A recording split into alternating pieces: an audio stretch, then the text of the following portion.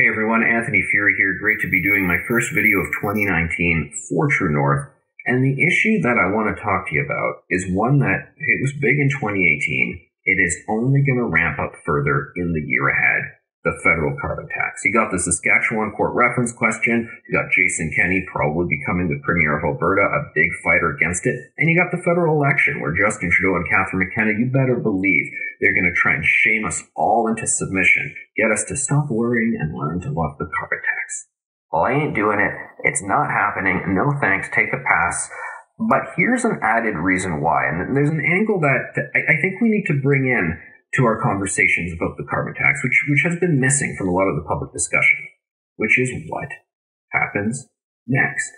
All the true believers out there, they say this requires a whole of society approach. We have to do massive sacrifices. Elizabeth May likens what we need to do as a society to the evacuation at Dunkirk. She wants all hands on deck.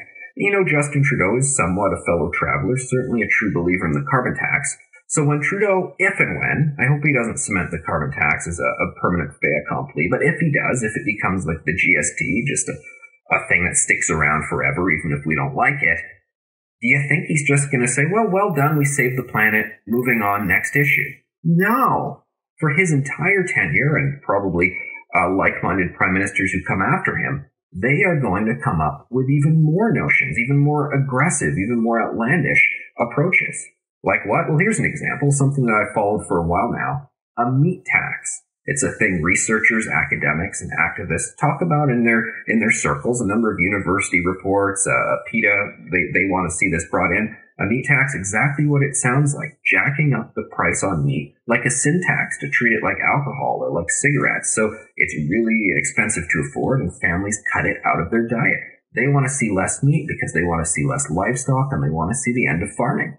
Sounds crazy, but they're doing it. And when you pause and think about it, the carbon tax, the kind of tax on everything, well, that sounds sort of crazy as well. So that is my cautionary tale that we need to really bring in here into this conversation. I don't know if it'll be the meat tax. There are other things out there that they're floating. But when the carbon tax is implemented, when it's there, what comes after it?